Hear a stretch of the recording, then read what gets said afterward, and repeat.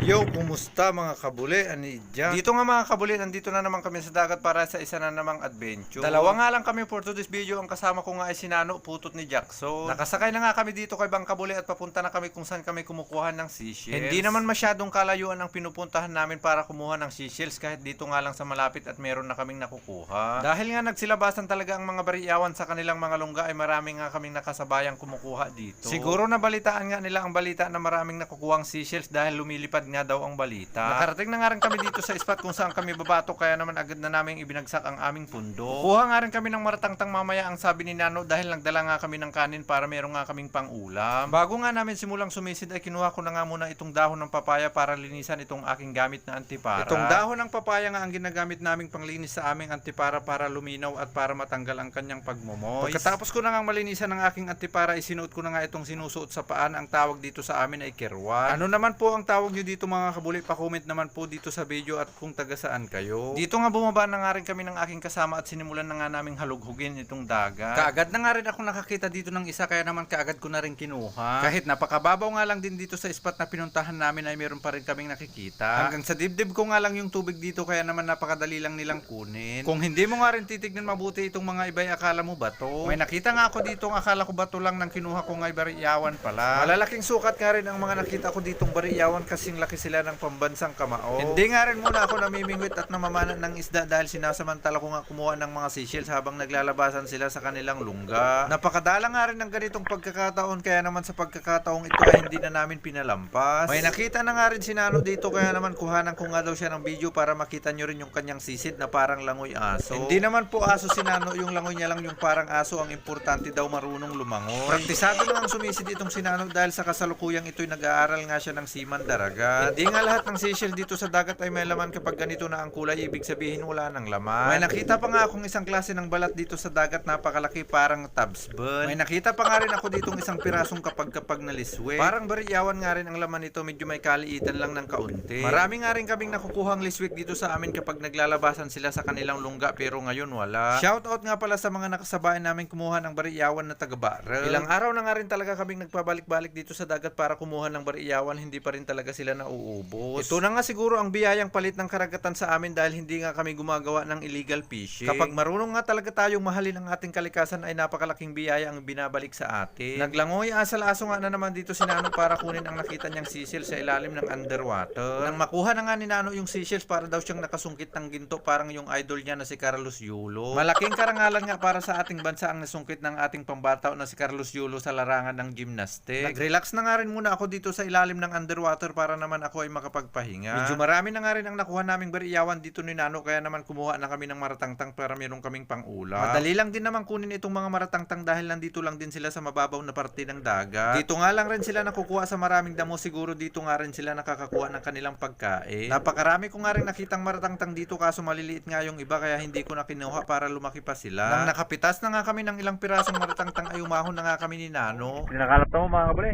imahon kami ni Dinano. Tilak kami ni Nen, nakalapin martangtang. Nakamangan kami po. Tinakalap po ni Shells mga kabuli. Nakalapin ni Shells, magwanan pang kunate. Ang nakalap ni Nano. Iyata mo na matlaay mang nain.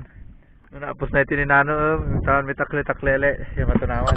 Yun, saray di siray martangtang. Tapos iti ako naon may sawanin. Yun. Sige na, paabo mo na. Iti ako naon may martangtang. Tilakan may mga kabuli. Tilawon. Sakto na nga awit kami ninen. Sita suka nin ertem. Puro Diyos. Pinagtulungan na nga rin namin tilakin ni Nano itong aming pang-ulam para nga makakain na kami. Medyo nakakainip nga rin magtilak ng maratangtang pero pinagtiyagaan nga namin yan dahil wala nga kaming pang-ulam. Nang matapos na nga rin namin matilak lahat ay nilagyan ko na nga rin ito ng sibuyas. Malasang-malasa nga rin itong laman ng maratangtang kaya naman kahit kaunting ricado lang ay pwede ng pang-ulam. Nilagyan ko na nga rin dito ng sukang artem pagkatapos minekos-mekos ko na nga ang sabi ni Insan from India. Tamoy na mga kabuli. Pikyan kami na tininano sa inen. Sinapang. Ating kapatid. Pasalamat na nasa itaas ni Nen.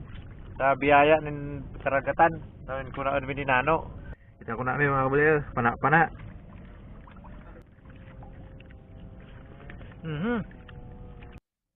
Natilak may. Nangalap kami diklang kusan balon min kunaan. Sita kinalap may. Tawit eh.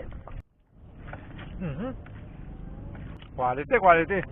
Dito nga mga kabuli, habang kami ay kumakain ay gusto nga lamang ulit namin magpasalamat sa inyo dahil sinubaybayan nyo na naman itong aming munting pelikula hanggang dito sa dulo. Lubos po kaming nagpapasalamat sa inyo mga kabuli dahil sa inyong walang sawang pagsuporta ay road to 10k followers na po tayo. At sana bago matapos itong aming video mga kabuli ay huwag nyo na naman kalimutang i-like at i-share itong aming video. At mas magandang nakapalo na rin kayo dito sa aming Facebook page para updated kayo kapag meron kaming bagong adventure. Hanggang dito na lang po, kita-kits na lang po ulit tayo sa next episode. Por Diyos.